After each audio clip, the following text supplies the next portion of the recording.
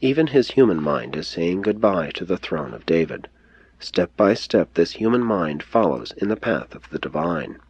The human mind still asks questions, but unfailingly accepts the divine answers as final rulings in this combined life of living as a man in the world, while all the while submitting unqualifiedly to the doing of the Father's eternal and divine will. Rome was the mistress of the Western world. The Son of Man, now in isolation and achieving these momentous decisions, with the hosts of heaven at his command, represented the last chance of the Jews to attain world dominion. But this earth-born Jew, who possessed such tremendous wisdom and power, declined to use his universe endowments either for the aggrandizement of himself or for the enthronement of his people. He saw, as it were, the kingdoms of this world, and he possessed the power to take them. The Most High's Evidentia had resigned all these powers into his hands, but he did not want them. The kingdoms of earth were paltry things to interest the creator and ruler of a universe. He had only one objective, the further revelation of God to man, the establishment of the kingdom, the rule of the Heavenly Father in the hearts of mankind. The idea of battle, contention, and slaughter was repugnant to Jesus. He would have none of it. He would appear on earth as the Prince of Peace to reveal a God of love. Before his baptism he had again refused the offer of the Zealots to lead them in rebellion against the Roman oppressors. And now he made his final decision regarding those scriptures which his mother had taught him, such as, "The Lord has said to me, You are my son, this day have I begotten you. Ask of me, and I will give you the heathen for your inheritance, and the uttermost parts of the earth for your possession. You shall break them with a rod of iron, you shall dash them to pieces like a potter's vessel." Jesus of Nazareth reached the conclusion that such utterances did not refer to him. At last and finally the human mind of the Son of Man made a clean sweep of all these messianic difficulties and contradictions. Hebrew scriptures, parental training, Chazan teaching, Jewish expectations, and human ambitious longings. Once and for all he decided upon his course.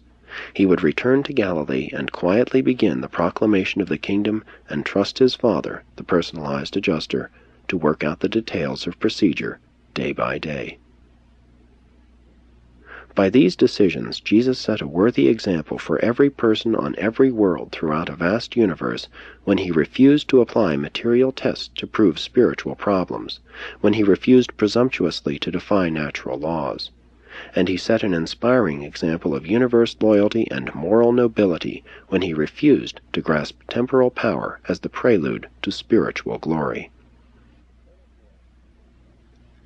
If the Son of Man had any doubts about his mission and its nature when he went up in the hills after his baptism, he had none when he came back to his fellows following the 40 days of isolation and decisions. Jesus has formulated a program for the establishment of the Father's kingdom. He will not cater to the physical gratification of the people.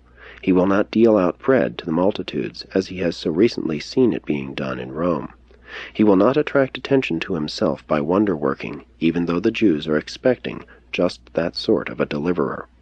Neither will he seek to win acceptance of a spiritual message by a show of political authority or temporal power.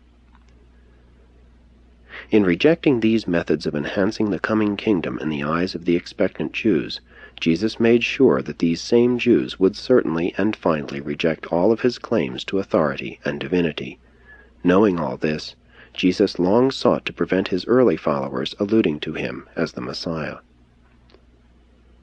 Throughout his public ministry, he was confronted with the necessity of dealing with 3 constantly recurring situations: the clamor to be fed, the insistence on miracles, and the final request that he allow his followers to make him king. But Jesus never departed from the decisions which he made during these days of isolation in the Perean hills. 10. The 6th decision. On the last day of this memorable isolation, before starting down the mountain to join John and his disciples, the Son of Man made his final decision. And this decision he communicated to the personalized adjuster in these words: "And in all other matters, as in these now of decision record, I pledge you I will be subject to the will of my Father." And when he had thus spoken, he journeyed down the mountain. and his face shone with the glory of spiritual victory and moral achievement.